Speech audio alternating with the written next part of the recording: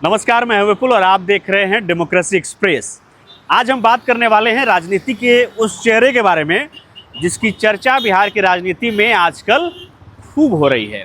यूं कहें कि सीएम नीतीश कुमार से भी उसकी चर्चा ज़्यादा है। जी हाँ, हम बात कर रहे हैं चिराग पासवान की। वही चिराग पासवान जो रामविलास पासवान के बेटे हैं। रामविलास पासवान के बारे में भी ये कहा जाता है कि जब तक वो राजनीति में रहें वो हमेशा चर्चा में रहें।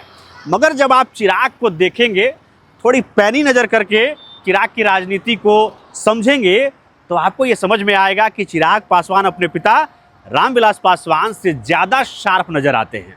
इसीलिए तो आप चर्चाओं में ये सुन रहे होंगे कि बिहार में नीतीश कुमार का कोई रिप्लेसमेंट है तो वो सिर्फ चिराग पासवान है। जी हाँ, चिराग पासवान को लेकर के कई तरह की अटकलें लगाई जा रही हैं। उनके पार्टी की तरफ से भी कई तरह की आवाज़ें उठ रही हैं। ये कहा जा रहा है कि चिराग पासवान को बिहार की किसी जनरल विधानसभा सीट से चुनाव लड़ना चाहिए। ये क्यों हो रहा है? ये बताने के लिए हो रहा है कि आने वाले भविष्य में जो बिहार का मुख्यमंत्री का चेहरा होगा, जो सबसे बड़ा चेहरा होगा, वो चिराग पासवान ही है। तो चिराग पासवान के चुनाव लड़ने के अटकलों के बीच बहुत सारे राजनेताओं ने भी अपनी प्रतिक्रिया दी है। राष्ट्रीय जनता दल की तरफ से मीसा भारती, जो कि लालू प्रसाद यादव की बेटी हैं और पाटलिपुत्रा से सांसद हैं, उन्होंने कहा कि चिराग पासवान चुनाव लड़ सकते हैं, हर कोई चुनाव लड़ने के लिए स्वतंत्र है, मगर चिराग पासवान पहले अपनी जो उनकी सांसदी है उससे वो इस्तीफा दे, उसके बाद वो कहीं से चुनाव लड़े। जेडीयू की जो स्पोक्स पर्सन अंजुम आरा हैं, उन्होंने कहा कि अगर चिराग पासवान विधानसभा का चुनाव लड़ते हैं तो इससे एनडीए का फ़ायदा होगा। मगर जब सवाल मुख्यमंत्री की कुर्सी को लेकर के किया गया तो उन्होंने कहा कि फिलहाल तो बिहार में सीएम की कुर्सी को लेकर के कोई वैकेंसी नहीं है। इन सब के बीच चिराग पासवान ने क्या कहा वो भी आप जान लीजिए। चिराग पासवान ने कहा कि हमारी पार्टी इस पर विचार कर रही है, विमर्श कर रही है कि मैं चुनाव लड़ूं या ना लड़ूं। अगर मेरे चुनाव लड़ने से एनडीए को फ़ायदा होगा तो मैं बिहार में चुनाव लड़ सकता हूं। अगर पार्टी चाहेगी तो मैं बिहार विधानसभा चुनाव जो 2025 में होना है उसमें मैं उतर सकता हूं। इस तरह की बात चिराग पासवान ने भी कही है।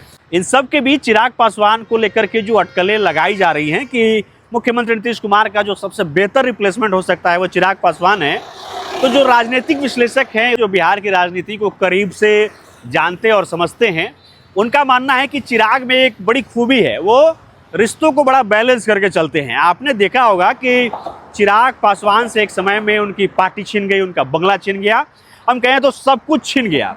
उसके बावजूद भी चिराग पासवान डटे रहे और ख़ास तौर पर प्रधानमंत्री नरेंद्र मोदी के वो हनुमान बन करके खड़े रहे। वो बार बार इस बात को दोहराते थे कि मैं प्रधानमंत्री नरेंद्र मोदी का हनुमान हूँ। तो ये हम कह सकते हैं कि बीजेपी का भी झुकाव चिराग पासवान की तरफ रहेगा। एक कारण ये भी है कि भारतीय जनता पार्टी में खुद कोई इस तरह का नौजवान चेहरा नहीं है। एक और बात जो राजनीतिक विश्लेषक कह रहे हैं वो ये है कि एक लंबे समय तक बिहार में जो सीएम की कुर्सी रही है वो ओबीसी के पास रही है। ऐसे में बीजेपी चाहेगी कि अब जो बिहार की राजनीति है वो दलितों की तरफ शिफ्ट हो। हम ये जान रहे हैं कि दलितों की आबादी 19% है बिहार में। ऐसे में भारतीय जनता पार्टी केंद्रीय राजनीति को नज़र में रख करके वो चाहेगी कि चिराग पासवान को ही आगे बढ़ाया जाए। इससे भारतीय जनता पार्टी को भी फायदा होगा। लेकिन बहुत सारे राजनीतिक विश्लेषकों का ये भी मानना है कि जो चिराग पासवान की राजनीति है वो पूरी तरह से गणित पर टिकी हुई है। जी हाँ, क्योंकि जिस तरह की छवि उत्तर प्रदेश में मायावती की रही, जिस तरह का उनका एक्सेप्टेंस दलितों के बीच में रहा, बिहार में जिस तरह का एक्सेप्टेंस उनके पिता रामविलास पासवान का रहा, उस तरह का एक्सेप्टेंस चिराग पासवान का नहीं है। चिराग पासवान की जो पूरी राजनीति है वो फिल्मी स्टाइल में है। उनके पूरे बॉडी लैंग्वेज पे ही ये जो तमाम चीज़ें नज़र आती हैं सोशल मीडिया में और जिस तरह की चर्चाएं हो रही हैं वो इसी पर टिकी हुई हैं।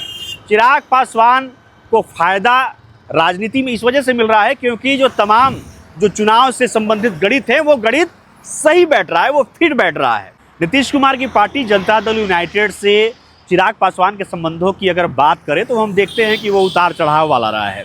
2020 में जब विधानसभा चुनाव हुए तो चिराग पासवान ने 137 सीटों पर अपने कैंडिडेट उतार दिए, जिसकी वजह से नीतीश कुमार की पार्टी जेडीयू को बड़ा नुकसान उठाना पड़ा और जेडीयू तीसरे नंबर की पार्टी बन गई। महज 43 विधायक ही उसके जीत करके आए। ये कहा गया कि 35 सीटों पर जेडीयू के कैंडिडेट हारे, उनकी वजह लोजपा यानी कि चिराग पासवान के कैंडिडेट रहे। मगर वर्तमान में हम ये देखते हैं कि जो नीतीश कुमार और चिराग पासवान के बीच जो संबंध है उसको बड़ा बैलेंस करने का प्रयास किया गया है।